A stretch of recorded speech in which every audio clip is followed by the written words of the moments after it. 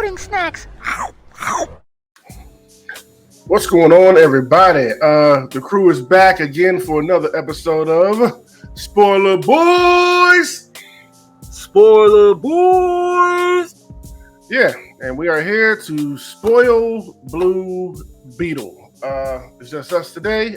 Joke's not along on this ride with us, but we're going to spoil the mess out of this for you, have some fun, and get back to making money in Grand Theft. How's that sound?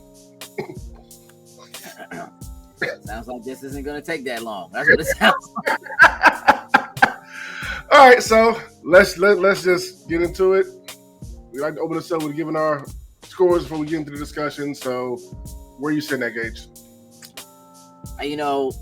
That's a very interesting question. I've struggled with this one myself. I'm teetering between a 6 and a 7. Same. Somewhere around there is trying to figure it out. I'm teetering between a 6 and a 7. I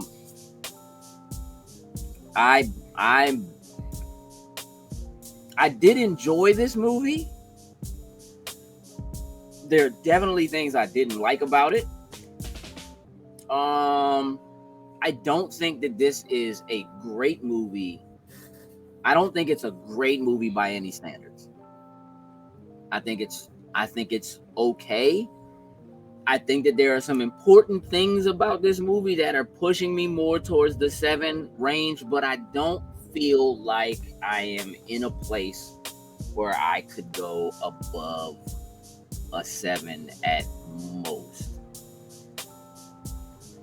I'm teetering between a 6 and a 7. That's where I'm at. Yeah, I'm pretty much the same. Like when I came out, I was like, not sure, maybe a 5 or whatever. Then the more I sat and thought about it, like, okay, no, there are some things I really did enjoy about it and stuff like that. So I'm sitting around a 6 or 7, kind of where my head is at now. Yes, did I have issues with stuff in the movie? One thing I will say, I probably laughed harder in this than I have any DC movie. I was dying laughing in this one.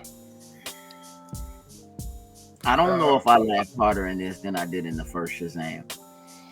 That would be the only thing I can think of that would give it a run for somebody to me. But I thought the movie was hilarious when they were doing their comedic stuff. George Lopez he had me rolling. It has its moments. I feel like some of that, for me personally, some of the comedy fell flat. Some of the comedy was, it's George Lopez. It's classic George Lopez stuff in a lot of ways. I will tell you what my issue with the comedy was since you brought it up. Mm-hmm. As a matter of fact, I think it's my issue with the majority of this film and why I feel like I'm kind of undecided on it. A lot of what this movie is, the comedy included, and that's probably first and foremost, is that the comedy felt to me very Nickelodeon. Very mid teenage, like young teenage boy, preteen boy kind of comedy, some slapstick, some just kind of, whatever. And there were parts of it that even if I thought it was funny, there were parts of it that for me, when I watched it, made me feel like, that's cool. I dig it. Like, this is a movie for kids. There were very much not just the comedy, but the look of the movie, a lot of the feel of the movie felt very, very Nickelodeon to me. There were definitely pieces of this film that felt way less high budget WB DCU movie to me, versus feeling like, yes, there are special effects and yes, there's a lot going on, but a lot of it and the comedy felt like it was geared directly towards very preteen boys. And the look and feel, the thought process, the comedy, again, all felt that way to me. It also felt very Spy Kids to me in a lot of places. I said that exact thing when I was watching it, especially. Well, we're just talking about. We're not gonna go play by play, run into the beginning to the end. Correct. When they got to the Blue Beetle's little hideout. That's the first thing I said. I said, this is straight Spy Kids. Like, this looks terrible, bro. Like, what is this? It looks so bad. You're right. And even then, in my head, because I feel the exact same way, in my head, I was like, well, it's supposed to be super old. You know what I'm saying? Like, this is like supposed to be like her father's stuff, but you know what I mean? So I get it. It's older. It's kind of makeshift. But I'm like, but they're calling him like their version, like they're calling him like a low budget Batman, kind of like Batman's a fascist. Yeah. They're saying that, right? Like Ted Kord is a genius, whatever. But he's a millionaire though. He got bread. They're in a mansion that ain't nobody bothering with. Like they clearly own that land and nobody's coming after it or whatever. Right. So at the same time, I felt like a lot of the statements, the comedy, the violence, the blood, the choice of words felt much more adult. And so I'm right back into that loop that we've talked about time and time again with DC and like Harley Quinn and like not knowing what audience you're going after, right? Like, is this supposed to be a movie for kids? Let's bring them in. Let's get them. Let's hold on to them, whatever. And I think Blue Beetle could be a great character to do that with. I think that Blue Beetle has seen a lot of success in like animated form that has been geared towards children, like Batman the Brave and the Bold, stuff like that. Blue Beetle, but Young Justice. That's more on the teen. It really is. Yeah. It's a little more teen adult, which is why it did not work on Cartoon Network. Because it was just a little bit too much compared to that. They ran that show on Saturday mornings with like Adventure Time. And like, even though Adventure Time and like those shows were for kids and they had jokes that only parents are going to understand, they weren't the kind of jokes that are like, well, they're not for kids jokes in terms of the content, so to speak. They were for adults to get because they were jokes that were like based in a time frame that was too old for them to understand. This movie has a lot, I think, of like back and forth, and I think a lot of the silliness,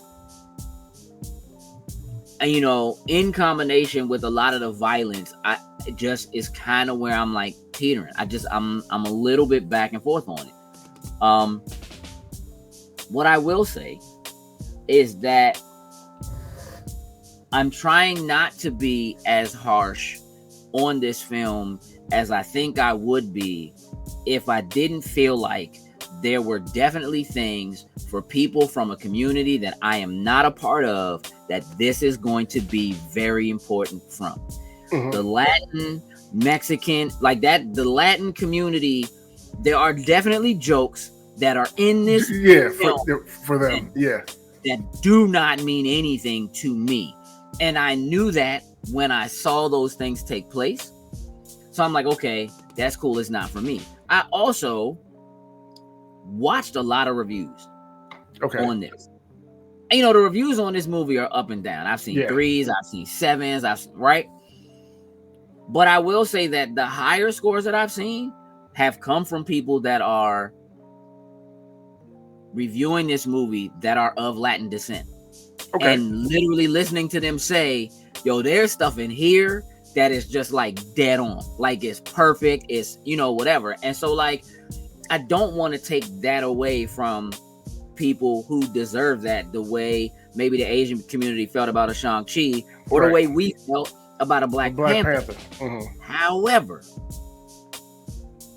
what I will say is that I do think that there is a certain level of tact and writing and so forth that needs to be present in a way that everybody still enjoys it and everybody still thinks it's cool. And I think that Shang-Chi and Black Panther both achieved that.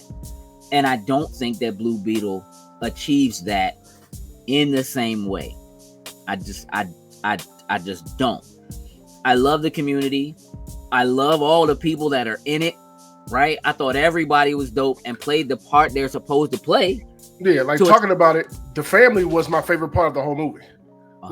Like just how they all fit together and work, their little banter and inside jokes and everything. Like through the whole time, whenever the family was on screen, I would have a smile on my face because they were entertaining like for the entire movie. They were. Yeah, Grandma is 100%. a G, just straight up. Grandma a thug. She is. But and here's the thing. A lot of the actors and actresses that were in the positions of playing the family are actors and actresses that I am familiar with and have seen in other stuff. But like when he lost his father, I didn't really feel it. I did. I didn't really feel it. Now, I mean, saw it coming, but yeah, I mean, I felt it from, I feel like his sister. Yeah. He wasn't really there. I do feel like they kind of missed. I think that the way that they made it clear to him that his father had passed away, it feels kind of glossed over. Like he's in a place where he's like about to die, and then he sees his father, and his father's kind of like, well, you know what this means. You know what I mean? But he wasn't there to lose it. And in the moment, I was like, that's crazy. Like he has all this power and there's all this stuff he can do, and he can't, and he's right there. Yeah, and can't do anything about it. Yeah. Yeah, and he can't do anything about it. And so part of me was like, oh, he gonna turn up on them. When he get a chance to turn up, he gonna turn up, and that didn't quite happen. The rest of the family got to turn up. Oh yeah. You know what I'm saying? Yeah. Which is cool, but I just don't, you know what I mean? But like, I don't know. Like, I appreciate, I think, the story they were trying to tell in making it like that very early statement of your love for your family makes you weak. And it's like, as soon as that happens, you like, well, clearly the love for his family makes him strong. And you know that's coming, you're just waiting for him to say it, right? But I didn't necessarily, and look, you know, in the trailers, you can see Grandma getting down with the Gatling gun or whatever, right? But I didn't necessarily think that meant that, like, it wasn't going to be his courage or his heart about wanting to save his family or whatever that was going to give him the strength to get back up and do what needed to be done. Like, that's kind of what I felt like it was leaning towards. It wasn't. It was more like them being fortunate enough that there was an old Beetle joint laying around, a corny looking old Beetle joint Yeah, that whole Beetle thing, I was like, all right, this is just, once again, you know, some Nickelodeon type of Disney Channel kind of stuff. Power Rangers, it was, dog, like. Then it comes down, it starts farting on people, and I'm like, come on, what are we doing here? Please see, that's stop. And that's what I'm talking about. Like, that kind of stuff is like, I feel like it would have been different if Jaime Reyes was like 15, 16, 17. The way that he appears to be to me in like a Young Justice, the way he appears, but like this is a out of college, like college graduate. Yeah, man. This is a 22-year-old man. Yeah, you know what I'm saying? And so, like, yes, he's still young and he still got stuff to figure out, and I totally get that, right? And yes, it's sad that, like, even with what he's managed to do and so on and so forth for the family, there is an underlying story of like gentrification and like white people pushing into their space and like them being overshadowed and them being forced out of their community. When they're in their community and they can see the city, were you getting crackdown vibes? Bruh, what? Okay. I'm like, I don't know how to feel about this city. Yeah, like I wasn't digging it. Like, so much neon. So it just felt like the only way it felt to me. And here's the thing, it looks like that in the comics. So I don't want to necessarily take that away from them. But it definitely made it feel to me like, look, when I'll put it this way. When they fly over the joint and it's like, I love Palmero City, I was like, GTA. It's like you coming in, it's like landing in San, you know what I mean? Like it's that right out of San Andreas. You know what I'm saying? Like it just here's the thing. Everything about the city they live in and the city that hovers over them looks, seems, and feels fake. Yes. And that, to me, takes away from what you're attempting to establish. So, so here's what I do know. Palmero City has never been a thing in the comics. That is a thing that was invented for this movie. Okay. However, explains why I haven't heard of it. Correct. However, it is in the comics, but only because they invented it for the movie, and so they were able to get issues of comics out recently that have it in there before the movie came out. Okay. But it was invented for this movie, and it is an attempt to give Blue Beetle his own city the way Nightwing has his own city, and the way that, right? So I get that. Here's the thing. Flash's city feels like a real city. Yes. Okay. Gotham City feels like a real city. Yes. Metropolis feels like a real city. Star City too. Yep. They fit in the way that they have been portrayed on screen, whether it's TV or film. They still feel like you're in New York or Chicago, right? You know what I mean, or whatever, Jersey, whatever. Right. This, I think, is supposed to be Miami. Yes, I'm sure it's Florida because it's the Keys. Yes, and it looks and feels so fake. It looks and feels like a Crackdown. It feels like Crackdown, and it feels like a Nickelodeon TV show, right? Yes. Where it looks like it's supposed to be fake. It looks like Gullah Gullah Island or something. Like I don't even know if you know what that is, but that's I do not know, but I trust you. But when I have you look it up, bruh. Gullah Gullah. Yeah. It just, I think that takes a lot away from it, right? Because I think it makes him corny. I think it makes Blue Beetle corny. I think it makes the city that he's trying to protect corny. I think that the city that overshadows their city, I think is corny. Mm-hmm. I do understand that there are pockets of poverty next to pockets of nothing close to poverty, but I feel like it's so overblown. Like that city overlooking their city is so fanciful and feels like so it's futuristic. So futuristic. Yeah. And it just seems, I don't know, very out of touch. It's like a city in the clouds, right? In some other film or movie or whatever, versus the people that got left down at the bottom. And so I feel like that takes so much away from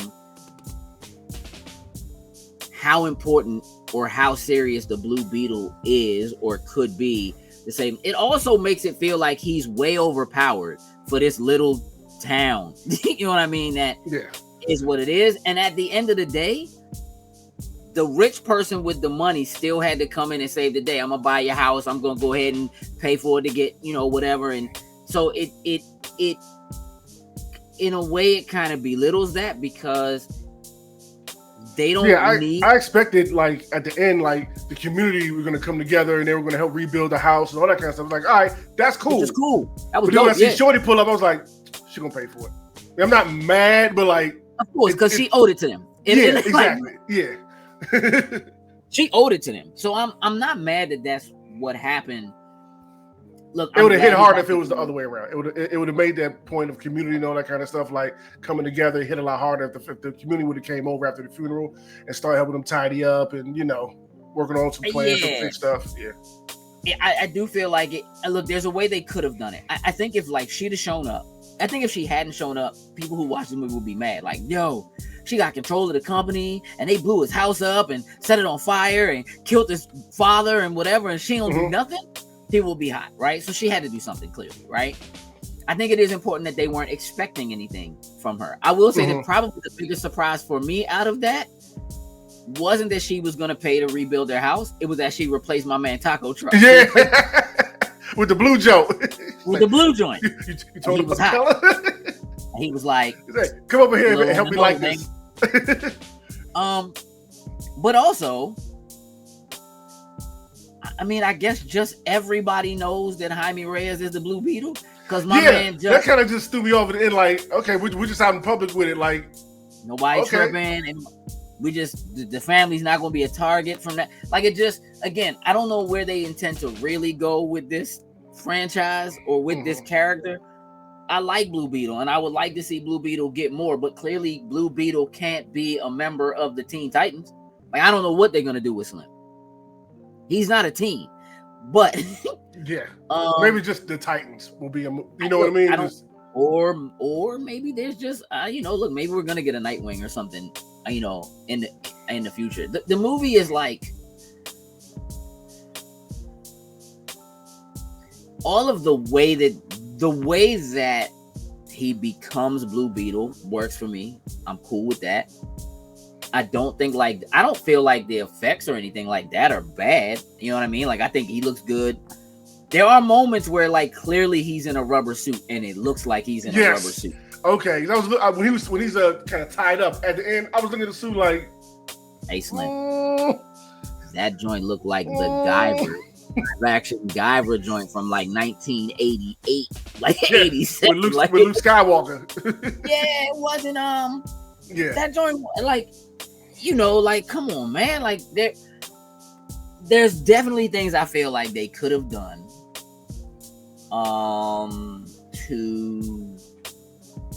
to make that stuff better. But in terms of like this story, like, I love his sister. I thought she was funny. I thought she was dope. She's a jerk, but I liked her. You know what I mean? But the family's kind of full of that.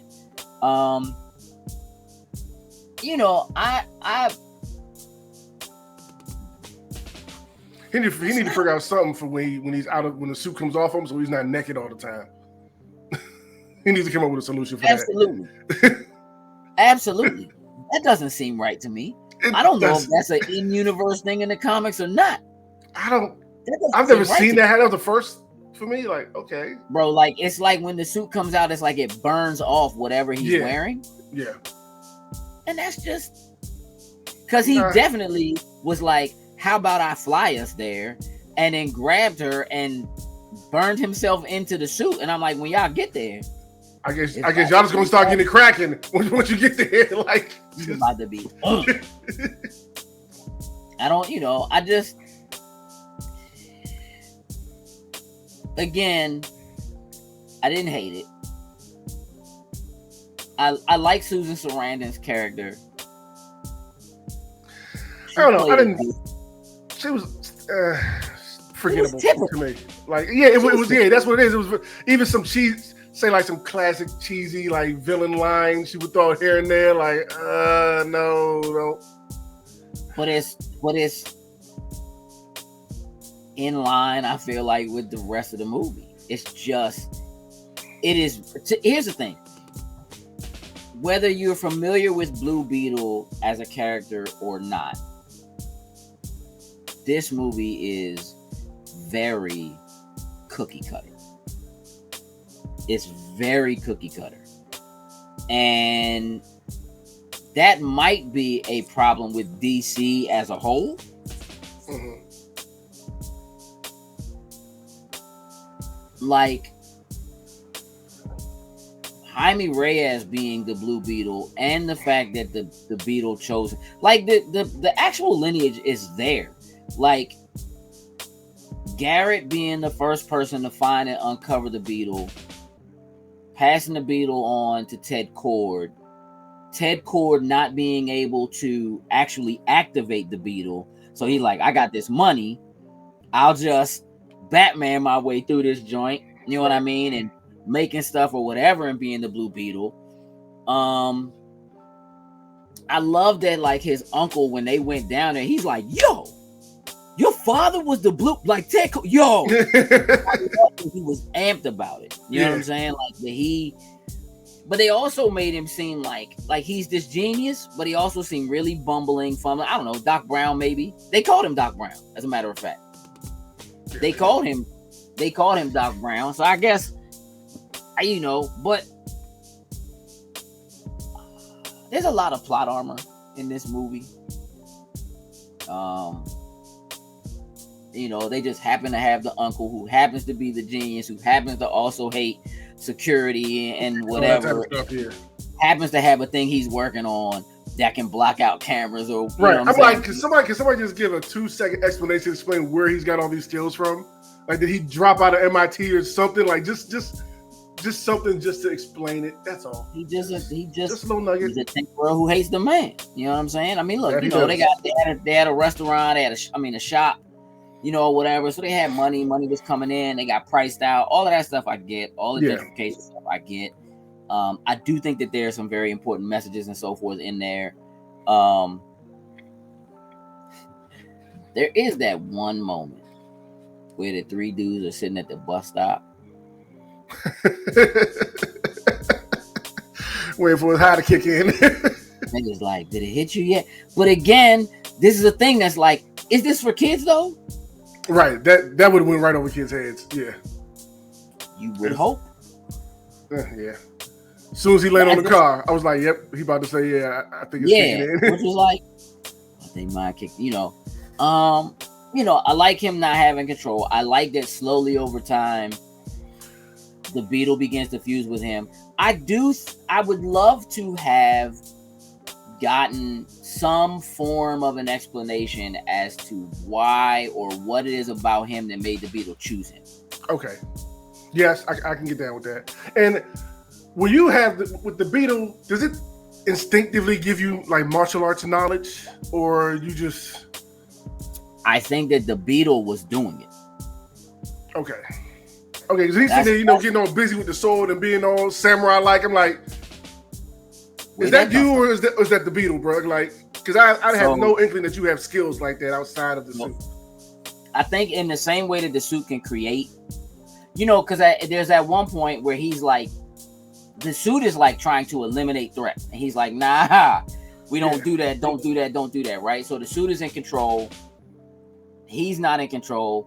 Very, very much Spider-Man kill mode vibes. Mm-hmm. Right. And he's like, no, we don't do that. But then he asked the suit to go ahead and take control. And when the suit takes control, it's just like, he's just in it. And the joint is doing whatever it wants. And so the suit is getting funky without him. So it doesn't teach him those things. However, as the suit begins to bond with him and their brainwaves begin to come together in the same way at the end, he was ready to kill Slim. And I was just ready to say like, that. Yeah. That was a dope call back at the end. Yeah. Because I think that instinctively when he's like, all right, let's do this weapon, then the suit knows how to tell him and tell his brain how to do what it needs to do, because now they are one. Yeah. So like, yes, I would say now he knows whatever the suit knows, sort of. Okay. That makes sense when you put it that way. But again, I still would just love to know why the suit chose him. Like, what is it about that makes him different? Beetle that rejected Ted Cord, but didn't reject, Jaime. No, he jumped on to Jaime instantly. Like, once they took it out the chicken box, like, Sister Gravity was messing with it. And as soon as he got it, yep, and it just lit up and went right on his back. Yeah. So I feel like again, the movie's it's already long, right? It's like 2 hours, right? 2 hours, 7 minutes. Yes. So there's a lot already happening. But I just feel like, give me like a 2-minute like history of, or like the suit knows why it chose him. Of course. You know what I'm saying? So once it's bonded or whatever, it could just be a thing. Or like, again, like you just brought up, he instinctively knows how to do these things now because the suit is bonded with him and the suit has hundreds of millions of years or however long it's been around. We don't know. Mm-hmm. You know, it's an alien thing. It's not from the planet. We don't know why it knows what it knows or who it's bonded with. Like, if That you're was funny too. You familiar, said alien. I'm thinking about when it was in the Blue Beetles joint. So yeah, we don't use that word. We don't do that. We don't do alien. I don't like that word. Yeah. Extraterrestrial. We'll use Mhm. that. I'd like a 2 minute, not even 2 minutes, dog. Like Yeah. 60 seconds of it just being like, even if he was just like, when he's going nuts and he's angry, like, I can't get this joint out of me. You're telling me that it's bonded to me forever, and the only way for me to get rid of it is for me to die, right? Mhm. For him, even at that point, he can't really talk to her. But for him to have simply had a moment to ask him, like, why me? Why me? Yeah. Of all people, why me? And for the suit to just been like, because of the bond you have with your family. Or, Something you know like what I that. mean? Yeah. You know, because whatever. Because Ted Cord, and it would have been a great contrast with Ted Cord, because even though Ted Cord had a daughter, he was so busy Mm-hmm. doing what he was doing. And she's like, he would disappear for weeks at a time and, you know, blah, blah, blah. But she knew who he was. She knew he was the Blue Beetle. Yeah.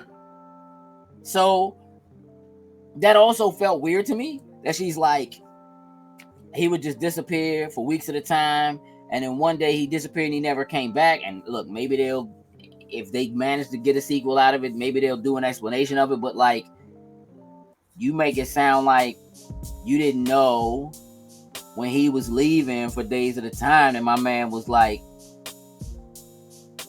saving something. Yeah. I don't know, man. It just, you know, again, and I kind of like the story. I like the way it evolved. Like, you know, she's clearly of mixed heritage, which I think is dope, right? You know, her mom was this great painter who passed away early. I thought that was dope. You know what I mean? And her being like, I just want to go back and look at her paintings. Like, it's been so long since I've been there. You know, I can't. You know, I forgot like how good she is, how, you know, how great of an artist she was. You know, there are moments like that, man. Like, again, the family stuff and those moments like that, I was all in for. All my favorite parts of the movie, like I said, having to deal with the family and all that other type of stuff, character building. Yeah, that was all really, really great. I didn't hate the action. It was hit or miss for me. The last big sequence with him in the hallway, that was pretty cool. When he came out to get busy, he was like, all right, yeah, let's whoop these dudes. Now let's go. Gotta go save my sis. Gotta go get my family. And then it was on him. You know what I mean? It wasn't, you know, it was him in that bonding moment. Again, their wavelengths syncing up. Or again, it's super corny, bruh. But you know, you want it, like, you know, it's oh man, he's in trouble, he's about to die, he got this suit, he got all this power. You know, they giving his power to the big, ugly, angry man. Then it turns out he's actually soft at heart, you know, whatever. All of that. And I knew from the very beginning that my man, the smartest scientist that he was gonna turn. I knew he was you can see them glances he would give. Yeah, like, this ain't, nah. We're gonna have a change of heart by the end of this movie at some point. Yeah, he gonna turn on her. Yeah. And just like true fashion, that's exactly what happened. I did love the moment with him and his mother before he went back out there to fight. Say it again. I did love the moment when he made it back to the Beetle ship and his mother had a conversation with him and the Beetle. Like, what's this thing's name? Go out there and go kick their ass. Yep. It's like, let's go, mama. I feel that too. Yeah. Like, but again, you have this moment where the joint, like, they have a beetle fart. Yeah. To defeat all the enemies on the joint. And then the scientist gets a straight up Mortal Kombat fatality, bro. Just splattered my man. Yeah. You know what I'm saying? Like, it's so up and down, bro. Like, I'm not. Yeah. So I just feel like I think the movie's enjoyable. Would I recommend somebody with a preteen boy or even like an 8 or a 9-year-old boy go see this? Probably. You know what I mean? If they like superheroes. Would I recommend it more if they were a family of Latin descent, absolutely. However, how does it compare to like a Miles Morales? Stop it. It's not even close. It don't even come close. No, nothing is coming close to Spider-Verse. But that's kind of the point. You know what I mean? Because this is a Blue Beetle that is in a post-2 Miles Morales movie universe. Right? And again, I do feel like so much of my issue with the DC universe, and look, we don't know what this really means, or where it really falls, or what they're really doing. But in the wake of what DC has been, you know, there was this strong push to be more adult, I feel like, right? To be darker and grittier than the MCU. And this is like... This is bright. It's colorful. Yeah. Loud. But what are you doing? Like, what is the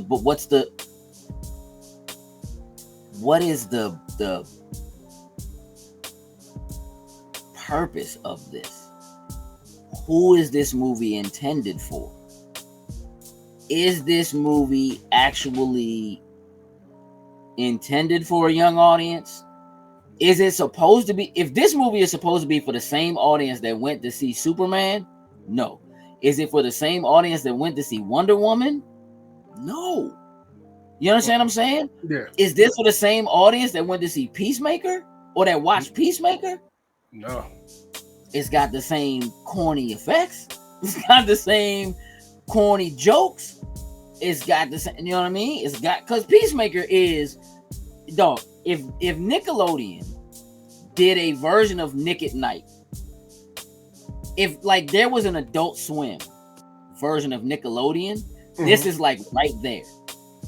You know what I'm saying? Like, that's okay. If Nick at Night had been Nickelodeon's version of Adult Swim, instead of being like, we're gonna just put on a bunch of old shows for people who are older, for stuff you remember for nostalgia purposes, this would be like exactly what an Adult Swim version of Nickelodeon would be. It's slightly raunchy, right? They kept talking about the beetle going up his butthole. Yeah. It's slightly raunchy. You know what? Yeah, him being naked in front of his family. Yeah. Grandma talking about the size of his penis. The same way he did when he was little. Yeah. It feels very like, and I'm not saying kids can't handle those kind of jokes, man. Like I was down with those kind of jokes when I was in like middle school. It feels very like, it does feel in line with, in a lot of ways, it does feel in line with the new Ninja Turtles joint, like Mutants of Mayhem. Like it feels like it's in line with that and the audience that movie goes for. However, it also has the language and the gore and the, you know, that feels like, all right, so who is this really supposed to be appealing to? And I do feel like there's a lack of direction. Like they try to appeal to everybody within one film. But here's the thing. You can do that because the MCU did it for more than a decade. So you can do it. But I feel like you got to make a decision. You know what I mean? And while it is an overarching problem for DC and for the DCU or the DCEU or whatever that is going to mean going forward, I think more importantly, it's a problem for this film. Because it's a film that doesn't know where it wants to be. I think that there are certain aspects of this movie where if you pulled back a bit on some of the violence and some of the language, then you could look at it and say, this is a movie that is geared towards, directed towards, and is for a younger audience, for, you know, preteens and younger, you know, whatever, and for this Latin community. And I feel like I'd be much more likely to be like, nah, this is like an 8. Because if you're in that range, this is perfect for you. You know what I'm saying? Because it doesn't do that, it's much harder for me to give it that. So that when it feels like it lacks direction and it doesn't know where it wants to go and it doesn't know what it wants to do, that brings me back down to where I'm at a 6. Okay. What walks me back up to the possible 7 are the things about this movie that aren't the family and aren't the action, but are the community, right? That they are attempting to serve and trying not to be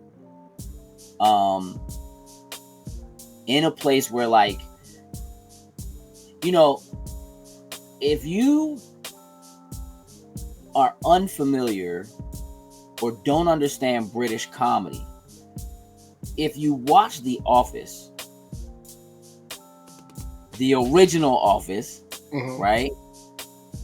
The British version of The Office, it's not funny at all. I mean, you might chuckle a little bit, right? Because there's a certain level of ridiculous, and Ricky Gervais just happens to be super funny. But as a show, it's just like, this is so stupid. Because the comedy and the way that they do that comedy is so different from what we're used to here in the US. And the way that we lay things out or line up jokes or whatever it is, right? And so Steve Carell doing that takes the exact same premise of the exact same show and makes it land for all of us. Beautifully. Right? Yeah. Beautifully. Yeah. I am trying not to also hold against this that maybe there just happens to be a difference in the way that Latin comedy is done, the way it is portrayed. Not that I'm not familiar with Latin comics, but stand-up comedy is different from a sitcom or a movie or something like that. Yeah. Is not the same thing. George Lopez's following and what he has done for people. His show was on Nickelodeon for a long time. There's an audience that's there that isn't where I come from, right? And so having an understanding, though, of being from a minority, majority, marginalized community, and understanding that there are probably just things that I didn't get. There are probably just things that weren't for me, that aren't supposed to be for me. And I do have to give credit to them for taking that chance, for saying, you know what? We could go this route. And if we go this route, there's a much higher likely it's going to hit and it's going to land for everybody. But we're going to do it the way we would do it. We're going to do it the way we grew up. You know, we're going to add in things that are important to us. That stinger at the very end of the movie with homie with the hammer. Yeah. That is such a big deal and so important to that community. Yeah. It means nothing to me. Yeah, same here. I recognize what was going on, but like it doesn't mean anything to me. Like, so I don't get it. And but I was cool with the fact they put it in there. Like, oh, okay. Me too. Yeah. But to put that in as your final stinger, at the end of the joint for the people who wait all the way through the end credits, right? Means that you know you're taking that chance and that you are in fact speaking to a specific audience, and you know that there are people who are not going to understand it at all. But for the people who get it, it's going to be a big deal, right? And so the fact that fell flat for me, I don't want to take that away from this movie because it wasn't for me. It does mean that as a person who's sitting here having a conversation with you and trying to decide whether or not putting a number on it for my audience, right? And saying you should or you shouldn't go see this film. I know that the majority of our audience probably isn't going to get it. And so it makes it harder for me to recommend, even though I think it's so important. And I want to give so many kudos to them for saying like, nope, this is what it is. This is going to be a big deal. This is what it needs to be. And there's a part of me that feels like this movie isn't going to hit here. It isn't going to land the way it should here. They certainly haven't given it the same budget that it has. If you look at where this movie is playing and how many like showings it has at theaters locally, it's way lower. It's way less than what they have done and what they have put behind other DC films and so forth. There's a part of me that honestly feels like it was important for them to put it out. They couldn't give it less than a movie premiere and so forth because of the Latin community and so like they needed to do that. But that their honest to goodness intent is for this to take off once it comes home. That's what I feel. I really feel like this is a thing that they're like, maybe in other countries, maybe in other parts of the country. Like one of the things I noticed when I was going through and looking for my tickets was that there are versions of this movie that straight up Spanish, no subtitles. Like there are versions of it that say, which is dope, bro. Yeah. And like we have a very heavy Latin community here where we live. We do. And I think that's super important. I think that's really, really dope. So I don't want to take that from it. And I don't want to be, again, like, that's just weak. I want to be critical of the things that I think I should be critical of. From a story standpoint, it's very cookie cutter. From a story standpoint, but as cookie cutter as it is, for that community, they haven't had their own necessarily. You understand what I'm saying? So it might be okay for it to be cookie cutter. This is what it is, right? Yeah. Person finds alien artifact. Rich white person is trying to steal the artifact. It's nothing brand new. You've seen this story 1,000 times before. Like watching it, I was getting Iron Man and Ant-Man vibes just watching it. Easy. Okay, we've seen this story. It's just, told from a different perspective. From the Latin community's perspective. There's a part of me that didn't like. I kind of didn't like them trying to do the Iron Man thing where they're like showing his eyes inside. Yeah, like it's like, dog, there's not that much space in that. Yeah, like flash it up. It's you don't really even need to do that. Like just, but I guess in order to make it really feel like he wasn't in control in those moments or whatever, they kind of had to do it and like show his eyes like, yo, what is going on? Yeah. But the suit is indestructible, impenetrable, can make any weapon. So this dude is like got punched in his face a couple times at the end. That didn't hold up. Which is again, it's like he's Batman and Green Lantern combined, right? Like I can make any weapon I want. Yeah, pretty much. I can fly, I can go into space, I can, I don't have to kill these people. I can do a sonic thing. I don't have to kill these people. I can make giant staples, what I'm saying, to hold people down or whatever. Like, or I can, if you can imagine it, you can create it. Yeah, like, so that combination of what, Blue Beetle is and how Blue Beetle works, and I get it.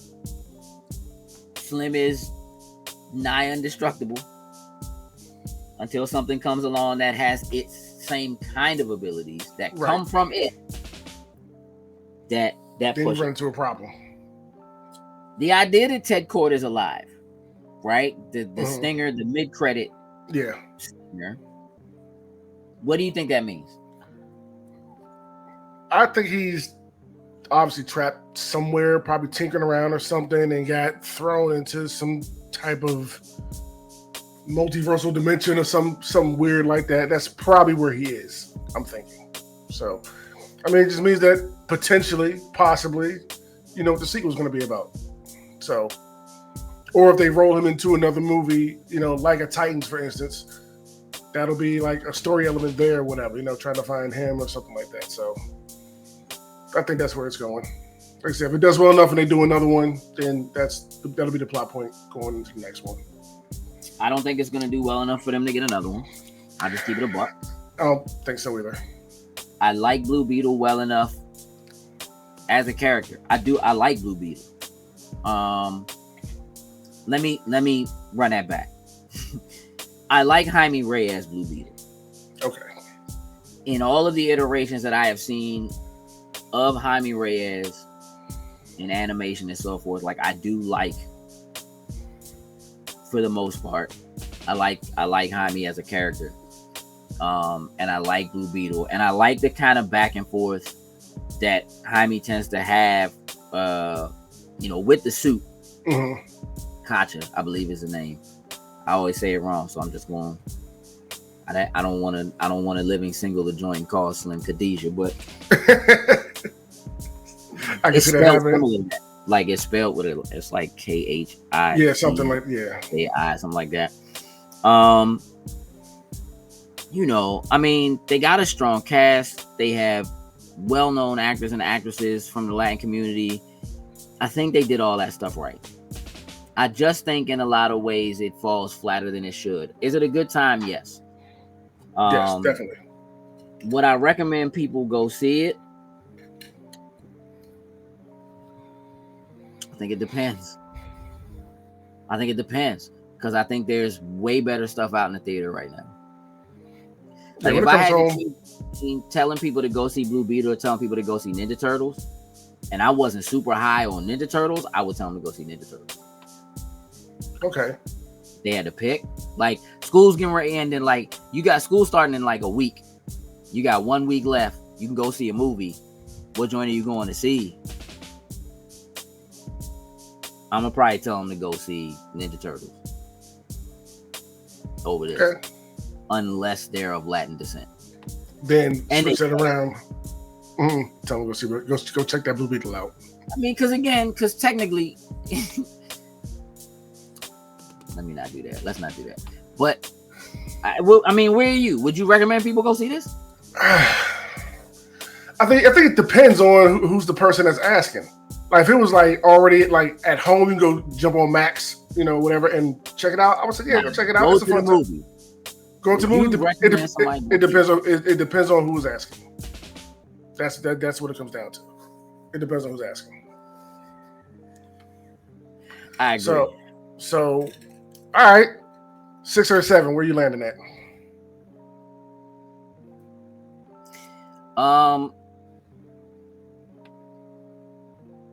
It's a 6. It's a 6. I mean, for me, it's a 6. I do believe that for other people, it would be a 7 or an 8, and I can completely see why. For me, it's about a 6. I think I'm still at a 6 myself. Like I had a fun time, watching it. It's just those things that just were off to me. Are just still off. Even though as much as I love the character development and the story with the family and all that kind of stuff, it's just still at a 6 to me. What I watch when it comes home, probably do it on late night when I'm doing something or just fall asleep to or something like that. But it was cool. So yeah, that is a 6 from the Spoiler Boys for Blue Beetle. So I guess next time we'll see y'all is Ahsoka, which drops this week. Yeah, so we will see you again for that. So until then, ladies and gentlemen, we will catch you later. Deuces. Loading snacks.